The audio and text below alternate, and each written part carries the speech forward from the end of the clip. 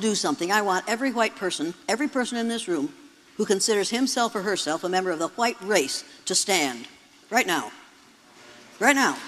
Every person in this room who considers himself or herself a member of the white race. Now, remain standing. Now, remain standing. Now, will every person in this room who considers himself or herself a member of the black race please stand? Up, up, up, up. And remain standing. Now, the brown race. Anybody who considers himself or herself a member of the brown race. Now, the yellow race. Now, the red race. Now, look around you, people. Practically everybody is standing. Now, will every person in this room who considers himself or herself a member of the human race please sit down? Now, people,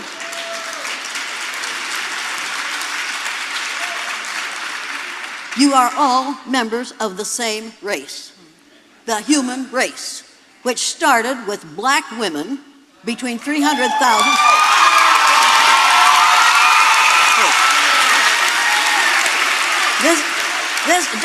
Don't interrupt me, I don't have much time. Now, white folks, you don't like it, but all you are is faded blacks. That's the way it is.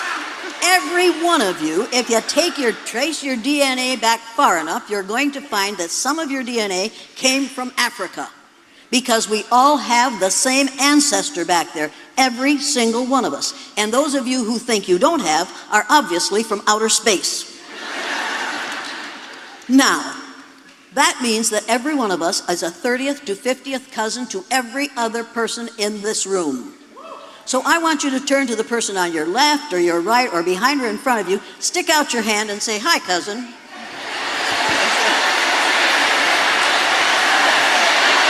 Hi, cousin.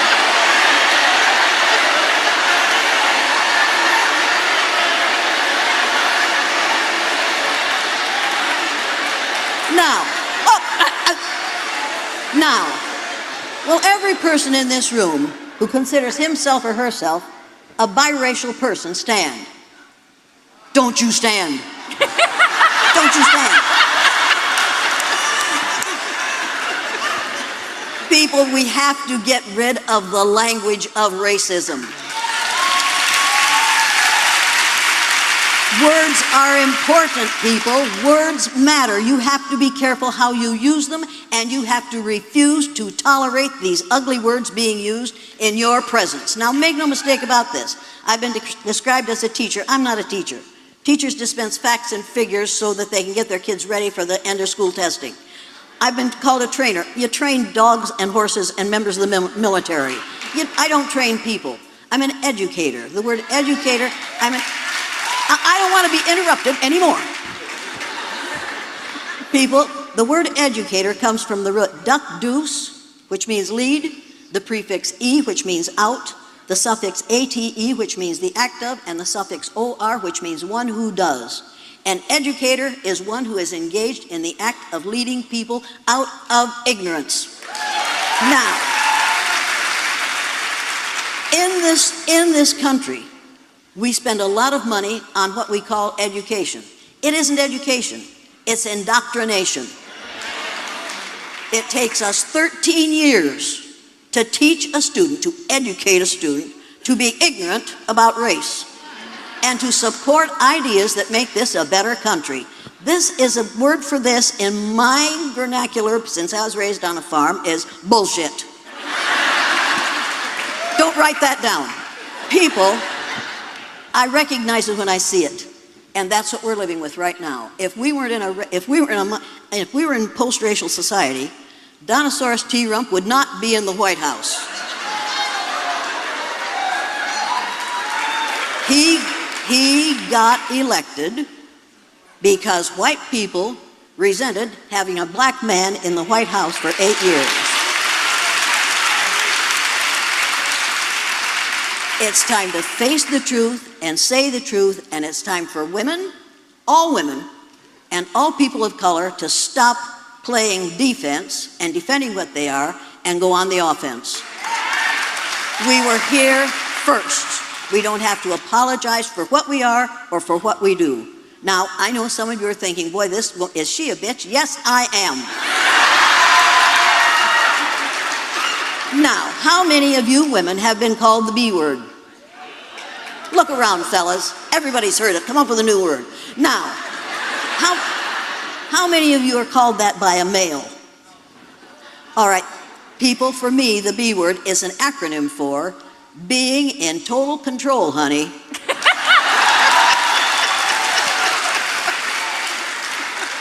And when women are seen in control, the men around them call them the B word. You need to say, "You're right, darling, I am." And then you need to whip out your little Lorena Bobbitt fruit knife. Now don't do that, because some of these boys are scared to death. Now some of you are thinking, she doesn't like men. Oh God, do I like men. Oh, ooh, ooh, ooh. Find me one, please, please. Some of my best friends are men. I was married to one for 59 years. When I married him, he looked just like Marlon Brando. He really did. When he died, he looked like Telly Savalas. Lived with me for 59 years. Now, what's your next question?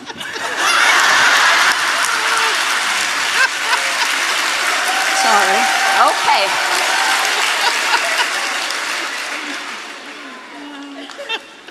Education should be fun.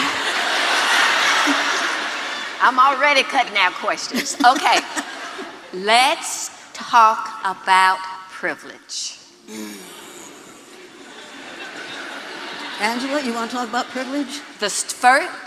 And this goes to you, Jane, first.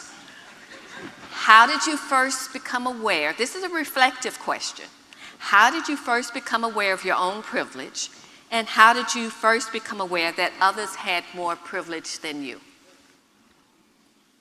And I'm going to ask the same of you also.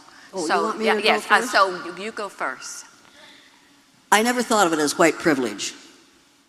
I just thought if you do the right thing, people will do the right thing where you're concerned. And because I'm white, they did. And they were wrong. Because I've been doing the wrong thing for about 33 years, I did the wrong thing. I thought I was all right.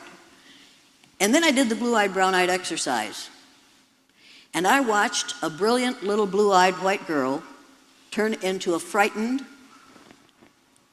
intimidated, unable to learn child in the space of 15 minutes because I accused her of not being smart enough because she had the wrong color eyes. And I watched 4 dyslexic brown-eyed boys read words they had never been able to read and spell words they had never been able to spell because nobody had ever told them that they could learn to read or spell. But on the day they had brown eyes, it was obvious that the world was theirs. They could do anything. I found out about expectations that day, and I realized that what we have done, what we white folks have done in this country, ever since we got here, is treat people positively or negatively, not on the basis of the color of their skin, but on the basis of our ignorance about skin color, where it comes from and what it causes. This is not about skin color, this is about ignorance. And the answer to ignorance is education. It is not indoctrination, it is not schooling, it is not training, it is education. But you have to have teachers who know better if they're going to teach better. And teachers can only teach what they know. And unfortunately for all of us, we've all been led down the same ugly path of thinking that it's all right to claim privilege when what we should be claiming is ignorance. We've got the wrong word here, people. This problem is white ignorance. And white people are running the show. Now you're going to think she's a traitor to her race. I'm not a traitor to the human race, and that's the only race I see. Make no mistake about that. And as long as we as long as we keep on acting as though there are several races, we can have panels like this at which we discuss white privilege instead of discussing white ignorance and deciding to do something about it. We need to start really furnishing education in these schools instead of furnishing indoctrination. Did that answer your question? Yes, partially. All right. The rest of the question is, so how did you become aware of your own privilege or of others having more privilege than you? You're talking about... I watched my students. It was watching the students. And I realized, watching them, that they were exhibiting the behaviors that they were copying from me. They acted hey, my little brown-eyed students, the day they were on the top in that exercise, became me. And it made me sick to my stomach, and it does to this day. I hate to remember that day, because I watched my brown-eyed children we just loved one another in my classroom. We really did. And on that day, I found out that I don't want to be tolerated. Because in that classroom, my kids tolerated me because I'm blue-eyed. The first thing that was said after I told the kids that blue-eyed people aren't as smart as brown-eyed people, a little brown-eyed child in the front row, Debbie Hughes, looked up at me and said, "How come you're the teacher here if you got them blue eyes?"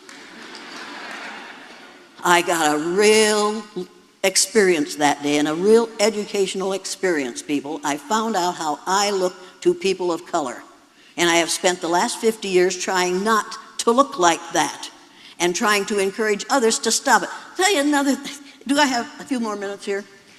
My father, at the age of 60, watched the film that the CBC made in my classroom the second year I did the exercise. They sent me a copy of it, and I showed it to my father and my mother.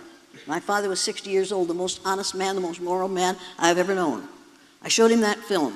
When it was over, he stood up, and in his bib overalls and his blue chambray shirt rolled up to the elbows, he reached in his back pocket, took out his red handkerchief, and with tears in his eyes, he blew his nose and said, "I wish somebody had taught me that when I was 9 years old." You can criticize what I do until the cows come home. And psychologists do until they get smart. I don't listen anymore because my father said, "I wish somebody had taught me that when I was 9 years old." If somebody had taught my father that when he was 9 years old, we would never have had to listen to some of the ridiculous racist remarks that he made. And he never made them again after he watched that film. Don't tell me that you can't change people. Don't tell me that you're too old to change. There isn't a person in this room who is too old to change. White folks, you got to change, because within 30 years, you will be a numerical minority in the United States of America. And you had better pray to whoever you pray to or for, that people of color are not going to get even with us and treat us the way we have treated them. If you can't think of any other reason for treating people like equal human beings, think of that one. Because what you do today is creating the future. I don't think you want the kind of future that you have provided for people in the present. I may be mistaken. You may not know what's going on. You know what's going on. And if I asked you, if every white person in this room who wants to be treated the way we have treated people of color in this country, if you'd like to be treated that way, all you white folks, if you want that for the rest of your life, please stand. Did you understand the directions? If you're white and you think blacks have got it so good in this country and you want to be treated the way they have been for the rest of your life, just stand up. You know why you aren't standing. You know it's ugly, and you know it's happening, and you know you don't want it to happen to you. So I want to know why you're so willing to allow it for others in this post-racial society. Another question? Okay, so we're talking about privilege and how you first became aware that others had more privilege than you, and how you might have been aware that you had more privilege than others. Okay, first of all, I think it is important to emphasize the notion of privilege, but privilege, as Jane pointed out— How long she thinks this has been going on, this racism against blacks. How long do you think it's been going on? Forever? You're wrong. 500 years. During the Spanish Inquisition, the people who were running the Spanish Inquisition and killing people because of their religion found out that they killed a whole lot of people who had the right religion. They couldn't tell what their religion is by looking at them. So they decided they had to find another way to identify the people that they were going to kill and enslave, and/or enslave. So they set upon skin color. People, it's only 500 years old. Now think of that. It's only 500 years old. Nobody was born a racist. There is no gene for bigotry. You were not born a racist. You have to be taught to be a racist. And you have to be carefully, carefully taught. And if you haven't seen that musical, in which the last song is, you have to be taught to be afraid of people whose skin is a different shade, of people whose eyes are differently made. You have to be carefully taught. South Pacific. Yes, South Pacific. You have to be taught before it's too late, before you are 6 or 7 or 8, to hate all the people your relatives hate. You have to be carefully taught. And that's what we have to do in this country to keep this racism alive. If we want racism to stop, we have to stop teaching racism.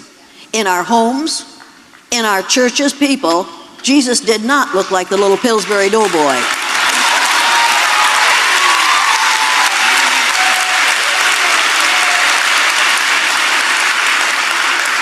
And God is not an old white man with a long gray beard that looks like Charlton Heston playing Moses. And Mary did not have pale skin, blonde hair, and blue eyes. Get over it. And do it now. You can make a difference if you choose to, you young people. How many of you have parents, mothers, who are really tired of sending Christmas cards? I'll tell you how to solve that problem. Go down to the store, buy a box of Christmas cards with the Holy Family picture on it. Take it home, color them right. When your mother sends those out this year, she'll never get another Christmas card from most of those people. People, we have to absolutely refuse to tolerate the intolerable. Elie Wiesel said, you must not tolerate the intolerable. And if it's intolerable for you, my cousins, then by the gods of war, it's intolerable for me, and I will not tolerate it. This has gone on long enough. This has gone on long enough. And we have gone along to get along long enough. We need to put a stop to it. And you can. Educators can. Educators can change this. If I can, you can. Get busy. But first, this is a question that fits right with what you're saying. How can we talk about race and privilege with openness and inclusiveness in a way that prevents people from shutting down? People can shut down or not, that's up to them. Okay.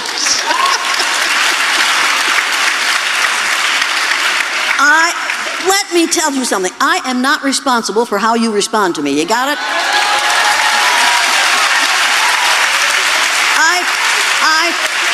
I flat out don't care. If you learn something in here this evening from this woman who has forgotten more than I'll ever know about racism, and what little I know, if you decide to learn something in here tonight, you'll learn something. If you decide to be mad, you'll be mad. Go ahead, I don't care. That's your problem, not mine. I am not responsible for how you feel. I am responsible for what I say. I'm responsible for what I do. You're responsible for your response to it. Be responsible for your responses. I'm not responsible for it. Okay, I want to hear what Angela has to say to this. Well, I totally agree with Jane. Okay. How can I not? Accept that.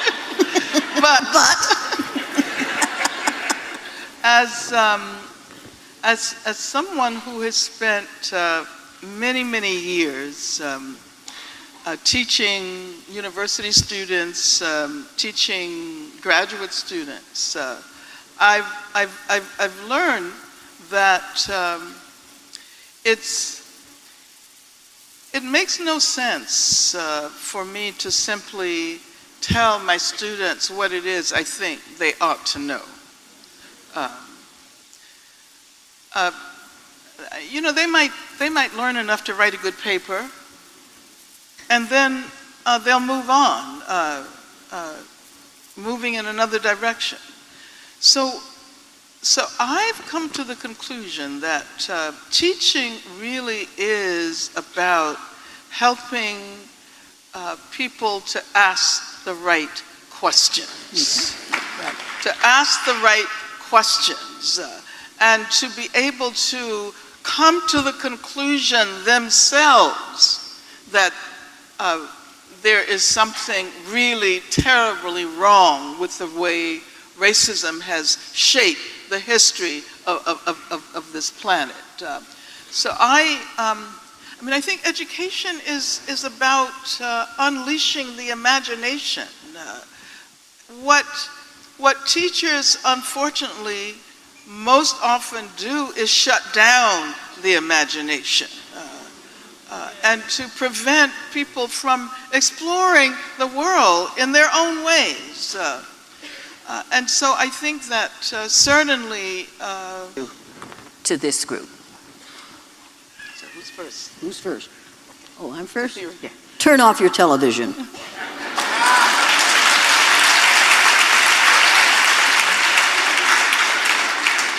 Pick up a book.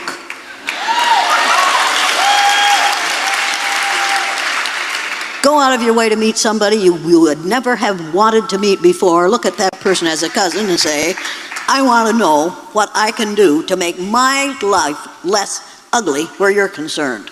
And never, white people, walk up to the nearest black person and say, what's it like to be black?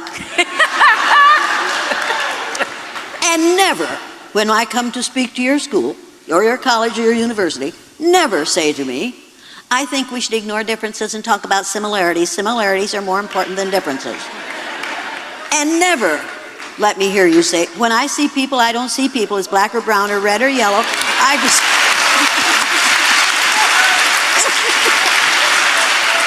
And how about this one from a teacher? I don't care whether you're black, brown, red, yellow, or green with purple polka dots, I'm going to treat you all alike. How many of you have heard that one out of a teacher? How many of you have ever seen people who are green with purple polka dots? Well, you see, when a teacher lumps all those people in with those who are green with purple polka dots, she's saying you're all like aliens from another planet. She never says white in there. She never says white, because it's all right to see white. How many of you have had a person stand up when you were speaking and say, I just look for the person's heart? People, the next time somebody says that to you, you need to say, if you can see my heart from where you are, you should go down to the local hospital and volunteer to be their X-ray machine. You see, this whole thing is ridiculous. To treat people positively or negatively on the basis of your ignorance about skin color is ridiculous. Now here's something else you can do. Go to my website. A teacher, a real educator, quite frankly, gave me a list of commitments to combat racism. Go to my website, janeelliott.com, take that list, download it, go through it, check yes, those that you have done, check no, those that you haven't done, circle one that you check no, and do it for a month. At the end of the month, take out the paper and make notes on it as to how your life has changed as a result of doing that one thing. There are 18 things on that paper. Then, read the list of typical statements that white folks make that think they aren't racist. Check those that you would be inclined to say that you have heard. Then, read the clarifications of those statements, how they are being heard by the person to whom you're saying them. If you do that, that will change your white awareness. And our problem is white lack of awareness. Make no mistake about this. People of color know about racism. They recognize it when they hear it. And when you say to a person of color, I don't see you black, you ought to have your tongue cut out first. I can't examine your heads, but people, if what you are saying is being perceived as racist, say something else.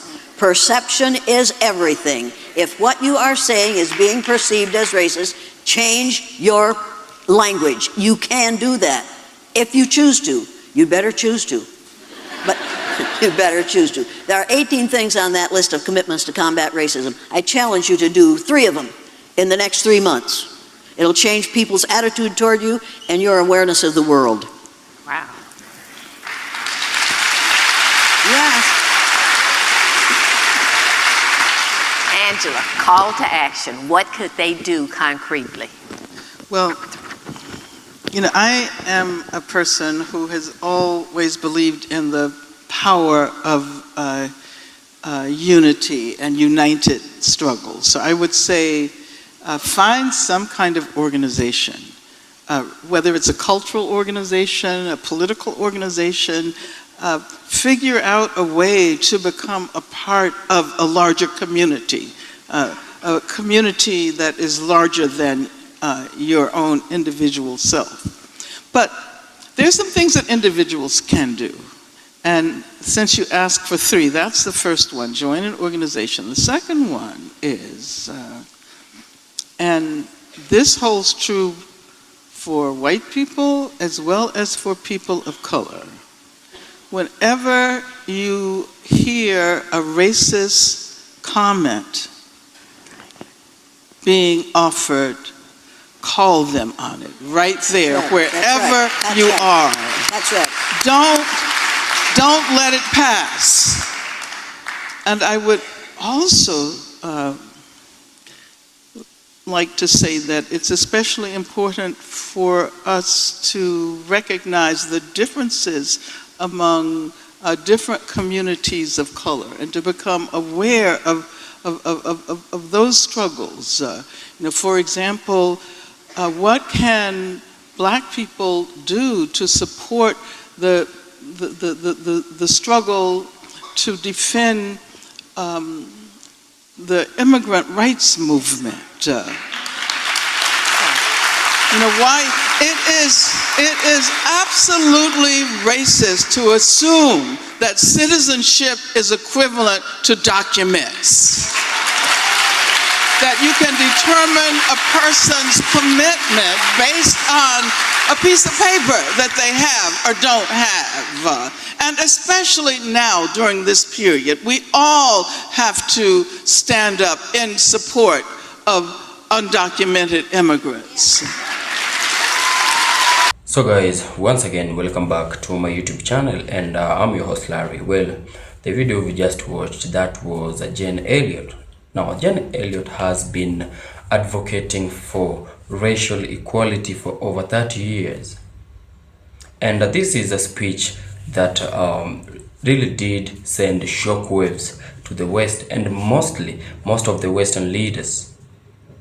They were upset with this because they know what Jane Elliott is doing is sending out a message that serves as an eye-opener to most of the Black people who she calls the people of color. Now, I want to urge you that if you're watching my videos for the first time, please consider subscribing to my channel, like my videos, comment, and also share. Your support means so much to me. Now, what I need to acknowledge is that I came to understand that nobody is born a racist. Racism is something that we learn. It's a behavior that we adapt from our daily lives when we encounter different people around the world. Because it's true, nobody is born a racist. And also, hate is really passed on to generation, from one generation to another. Well, in this video, Jane Elliott is majorly advocating for racial equality. We've seen how she comes out and defend the Black unity. And what I need to let people understand is that Black is not a color. Black is not just a color. Or rather, let me just put it like this. Black is not a color. Black is a nation. And that's why we've seen a lot of people, not just Jane Elliott, but also we have Louise Farrakhan.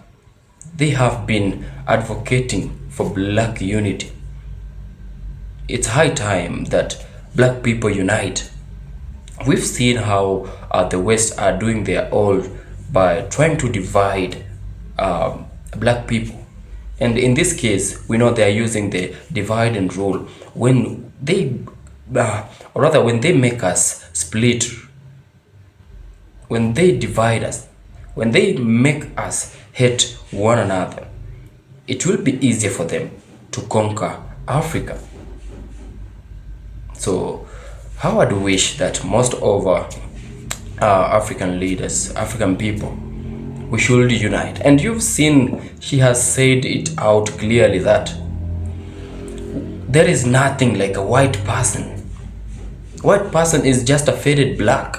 So everybody in this world, we trace our ancestry back to Africa. And we all know Africa is our motherland. We are all equal. And that's why you hear Jane Elliott tell everybody that it doesn't matter of your skin color. just know that you trace your ancestry back in Africa. So this simply means that everybody in this world is somehow related to a black person, and that's why she is advocating for unity. Let's all be one. Let's stop these racial discriminations that we're having around the world. Black people, my black nation, Africa, Jamaicans, the Caribbeans, I'd love to see black unity. And also, just a reminder, let's all stand and support Captain Ibrahim Traore, because he is the only leader who is leading Africa to its liberation. Most of our leaders are cowards. So let's all unite, let's love one another. And also this is a message to our people, our black people in the diaspora. We've seen also videos whereby the black people in the diaspora, they really also are among the people who discriminate us, or rather the black people from Africa. They feel like they are totally different. They feel like they are not related to anybody in Africa. That's why they are the first people also to racially discriminate us. I mean, let's just love one another. Let's be united. So, I'm your host Larry, and I have to appreciate you for sticking around me up to the point of this video. Please consider subscribing to my channel if you're yet to subscribe. And until we meet again in my next video, peace out and one love.